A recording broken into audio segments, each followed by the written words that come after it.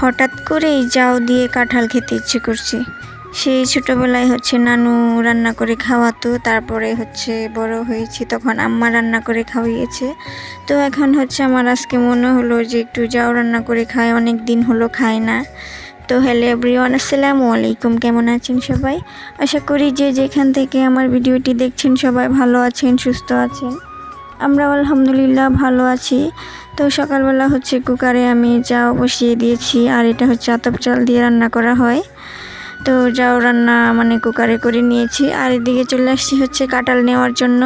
তো ভাবলাম যে আজকে গাছ থেকে একদম গাছ পাকা কাঁঠাল আর কি নেব। তো গাছের নিচে এসে দেখি টুকিয়ে দেখতেছিলাম পাকছে। তো এই কাঁঠালটা পেকে গেছে, তো এটাই ছিঁড়ে নিলাম হাত দিয়ে।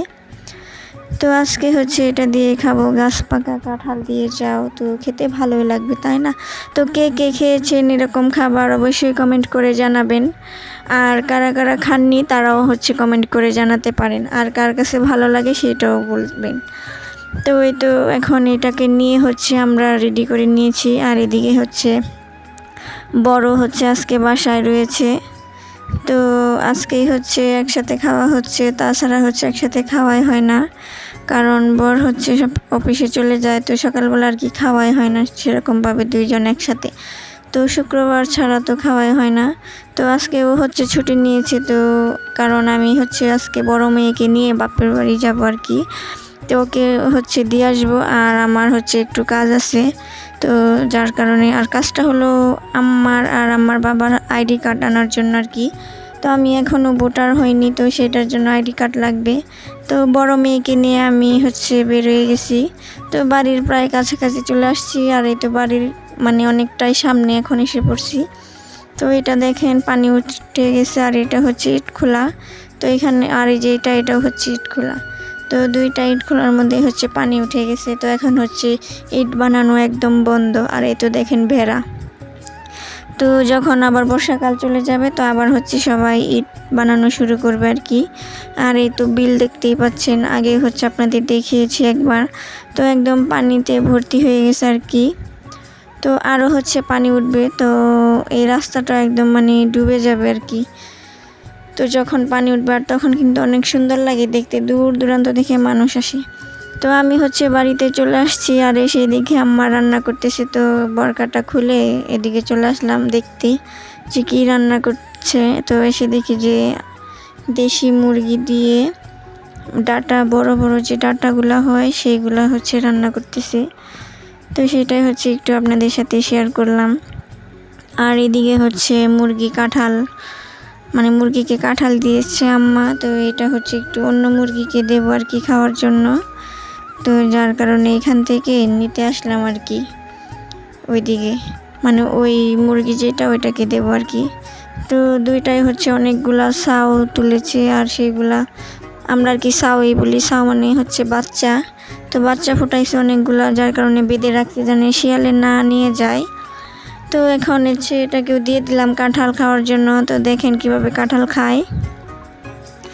তো মুরগিও যে কাঁঠাল খায় আমি কিন্তু আগে জানতাম না, এই প্রথম দেখলাম যে মুরগি কাঁঠাল খায়।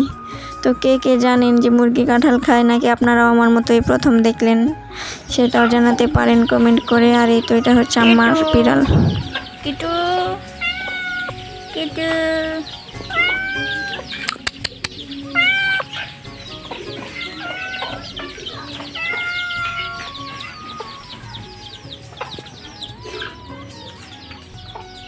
এই নুরা এদিকে আয়, এদিকে আয়। গাছ বাঙ্গি গাছ বুঝছো, বাঙ্গি গাছ। আর দিয়েছে জাম্বুরা গাছ, স্বাধীন লাগাইছে ছোট ভাই। আর এই যে মরিচ গাছ, মরিচ গাছে তো ভালোই মরিচ আসতেছে, ফুল ধরছে অনেক।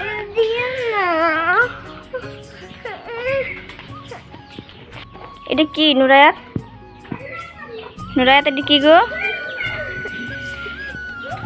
গাছের শিকড় দেখছো কত বড় হয়েছে? এটা কুমড়া গাছের শিকড়, এগুলো সব বাইরে হয়ে গেছে।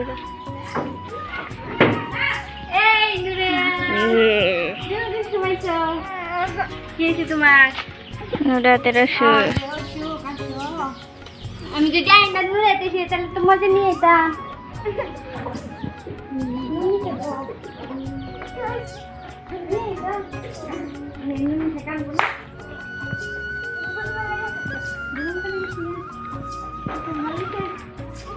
কবুতরেরই এনে ডিম পারে নাই কবুতর এখনো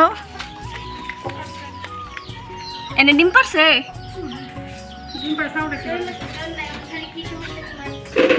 বেড়া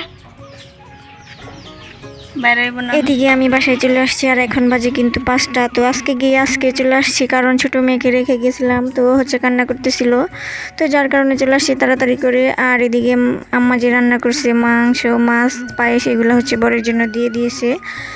তো ও হচ্ছে এগুলো আর কি খাবে রাত্রে, ওর জন্য যেতে পারিনি তাই। তো আজকে ভিডিওটি পর্যন্ত, সবাই ভালো থাকবেন, আল্লাহ হাফেজ।